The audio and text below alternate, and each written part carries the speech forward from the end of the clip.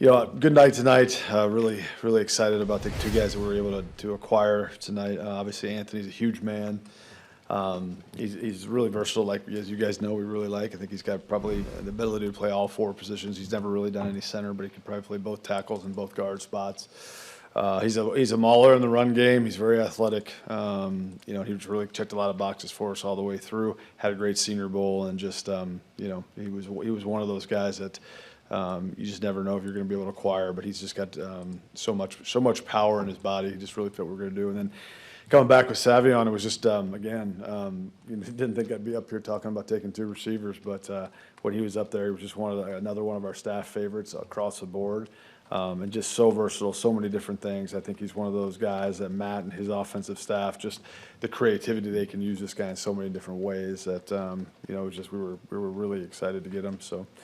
Again, I think we did some good for the Packers. We got a big day tomorrow, a bunch more picks, and the board's looking pretty good, so we're excited about it. You have a young quarterback that's obviously still developing. All three of your picks so far are on offense, and sure seemed designed to help him with his development. How important was that to you, and how much do you think you've accomplished in being able to help Jordan? Yeah, it really wasn't, to be honest with you, Ryan. It was just kind of how the board fell, to be honest, and So I think his development. We have a lot of guys in house that I think are going to develop. The guys that we already have within our roster right now, I think he's developing with. These guys are going to add to that, and it'll be great competition. And certainly we're excited to see what these young guys' roles will be. But that wasn't a thought process going into this draft. So. Brian, you drafted two receivers, but they're very different, right? Yes. I mean, does that the versatility and how different they are, what does that do for you, think? Yeah, I think, again, both of the receivers we drafted, they are different skill sets, but they're both really versatile as well. They both can play outside, they both can play inside. I know I talked about Matthew last night, but Savion, he's 6'4", 222 pounds. He's done a lot of wildcat running back stuff. He's played inside out of the slot. He can play outside. He's so good in the red zone. I just think he's really versatile. And then we talked about Matthew last night too, and we feel he can do both as well. And both guys have return ability, so it's just receivers that can do things with the ball in their hands is very important to us, and both these guys can do that. With Williams, he's been compared to Cordero Patterson. Obviously, you had Ty Montgomery here a while back who did a little bit both. Tyler Urban was kind of a gadget guy. What sort of role do you envision for him? Yeah, I don't really look at him as a gadget. We look at him as a receiver. Obviously he's versatile and he can do a lot of things. I do think he can do some of that stuff that those other guys did as well. But I think he's one of those guys we look at as a receiver that can do all the things that we ask. I do think it's going to be interesting how Matt draws some stuff up. When we had Tyler and did some of those things, I thought it was pretty unique how Matt was able to see him and find areas that he could help us produce. And I think this will be the same way. Hey, Brian, you talked early in the offseason about needing to rush the passer better.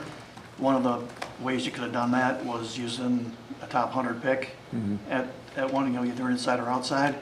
Why did you not do that, and where are you going to get that extra rush now? Yeah, like I said, I think I feel very good about the guys we got in the building. We do need to improve with our consistency, but there was times we were pretty dominant this year, rushing the passer. So we got the whole day tomorrow too, as well, to see if we can add any competition to that room. But I feel good about those guys on our football team right now. So again, you can't create stuff. You got to build your board and you got to trust it, and that's the way things fell today.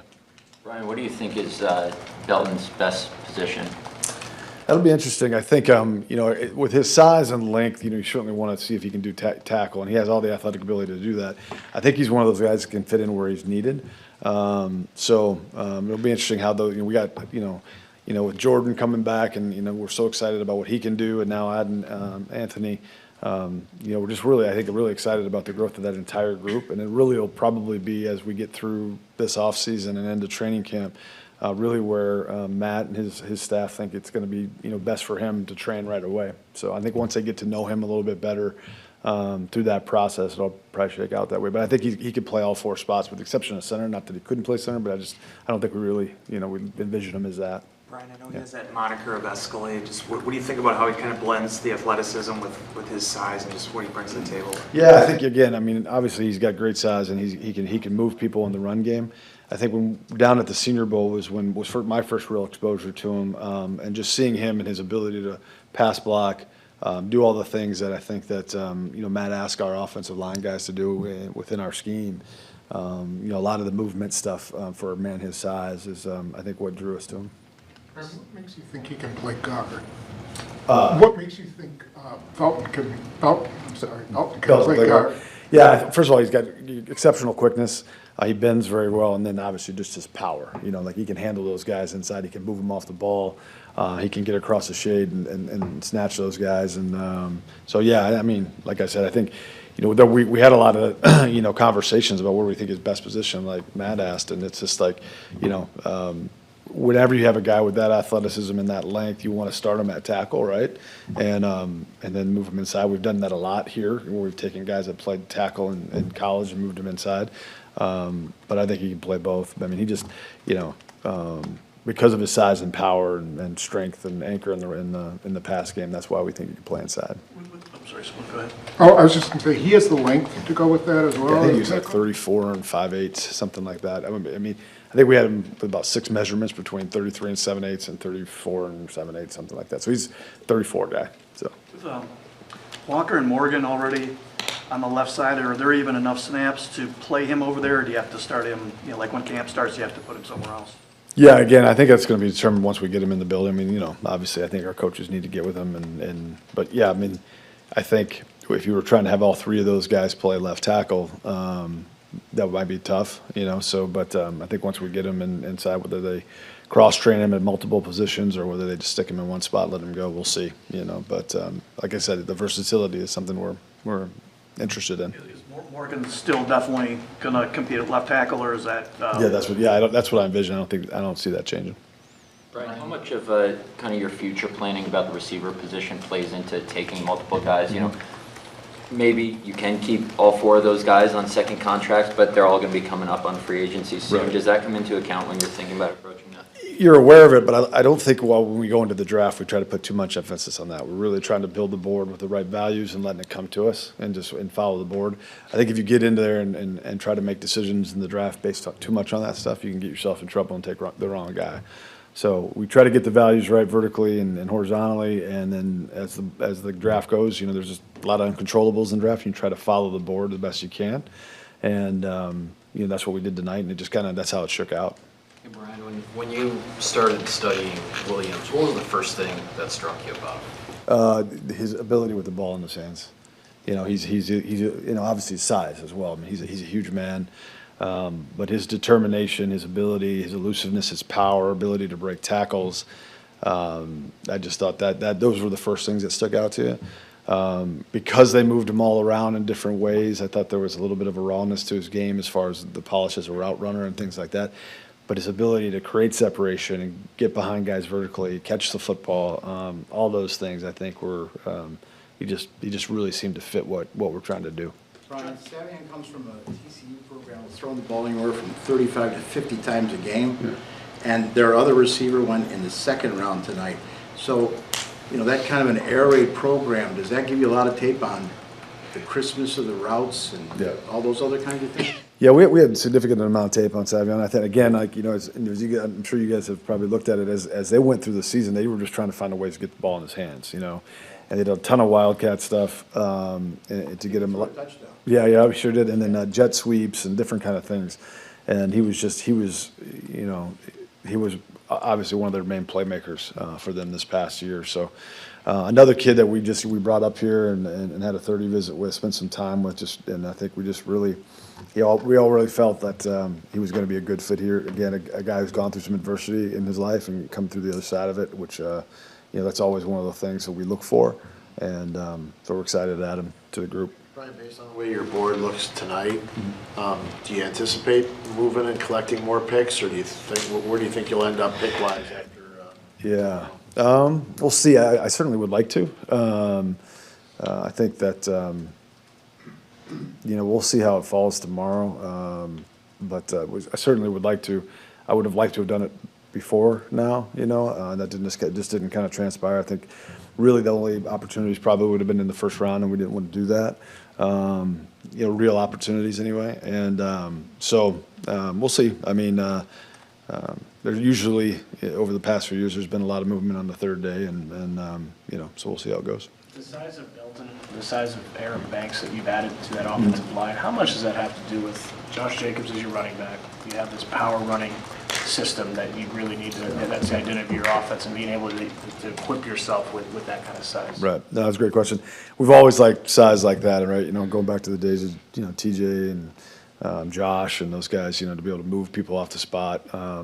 But it's certainly, when you have a power back like Josh and the ability to kind of reset the line of scrimmage, so to speak, is certainly something that we've talked about and is important to us. When you look at the focus on the offensive line, both in free agency and early in the draft, how often, and is it at all related to the last time you guys played, it wasn't the showing that you wanted for this offensive line against a very good Eagles defensive front? Does that, something like that linger with you in the offseason? Does that kind of set priorities when you get to see I think, like that? yeah, I think you don't try to be too much of a prisoner of the moment in those things. I'm certainly, you know, I think you're evaluating your team through the entire year, and you're evaluating against, you know, the National Football League and yourselves. And again, I think sometimes when we draft players these days, people think that means something for something else. Sometimes it's just we build a board, and those are the best players available, and that's what we take. And again, I'm glad we're getting bigger. I think back in 2018 when I you know, took over this thing, I thought that was critically important that we continued to stay big, and I think we have over the years. And you know, I think it's kind of one of those things where that can get away from you quickly if you don't pay attention to it. So you know, I think we're in pretty good shape right now. You know, along those lines, are you bigger because you had success with Josh, or was signing Josh the impetus of all this other stuff that's happened? No, I mean, again, I think we've always tried to stay big, and I don't think anything's really changed. I mean, I think certainly having Josh, you know, again, whether we were, what we've had in the past, I mean, he was going to be that kind of player regardless. So really, having Josh really isn't factor a ton into this. You know what I mean? We would like to be big, you know. So Like a guy like, you know, Dalton, would he have been a guy that you'd have picked 3 or 4 years ago? I mean, he's like the total opposite of like what Zach Thomas. Like, yeah, I mean, Zach's unique, you know. I mean, but yeah, absolutely, yeah. I mean, I think there's certain athletic traits you have to have, but we certainly would like bigger players to have those, you know. But there are athletic traits, and Belton and Banks, the two guys we've kind of added over the offseason, have that. All 3 of these guys came for pre-draft visits, right? So the board falls the way it falls. You and Ted both like to say that over the years. What are the, I don't want to say unintended consequences, but like you believe in competition. You've now added 2 wide receivers to a group that you felt pretty good about. What's the kind of result from that? Because it's not like you're picking these guys to send a message to those guys. No. So what comes from that? Just greater competition?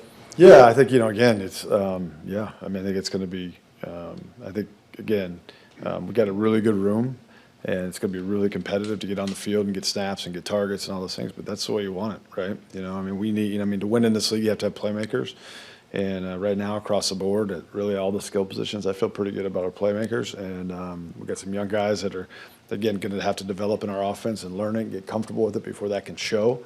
But we've got a lot of guys coming back that I think are just at the, you know, kind of the point in their career where they're about to take off, and we're excited about that. Brian, is there anyone comparable to Savion Williams in the NFL? I mean, maybe Deebo Samuel, but he's not 6'4", right? Yeah, I know that. You know, some people will comp him a little bit, you know, to different guys. I think it's a little unfair to players coming in the league, you know, just because he's a unique guy. You know, I think he is a unique body type, you know. But he is one of those guys that I think just fits Matt's offense to a T, because you guys know how we use our receivers in the blocking game, which is, you know, not when scouts set out looking at receivers, it's not we don't watch blocking first. I can promise you that. But he, you know, he can do a lot of that stuff that he's going to ask that Matt asks of our guys to do, and then again, just the ability with the ball in his hands after the catch, I think is really unique, and I'll be interested to see how that evolves and how he evolves in his career and how Matt uses him, because I do think there's a lot of options there. Is there a reason why he dropped so many passes? Yeah, I mean, yeah. Now, obviously, you go through that and you see the number. We don't really have any issue with his hands. You know, I think it's again. I think he's still developing, but he shows the ability. And I'm sure you guys have seen it in some of the clips. Like, he has an excellent ability to extend and pluck the football in traffic and make big time catches. So some of that is just you know, consistency and cleaning that up. But we don't foresee that being a huge factor. Brian, I think there were a lot of people surprised he was on the board. Williams, that is, at 87. Was there consideration at 54 with him? Yeah, I mean, certainly, we wouldn't have had a problem taking him there. We had, at that particular pick, we had a number of options. So we went with what we went with Anthony, but anytime you pass up some players at a pick, and I don't know how many picks in between, you kind of have to, in your mind, say, okay, those guys are going to be gone. So when they're still available, it's a nice surprise, and it was excellent for our football team.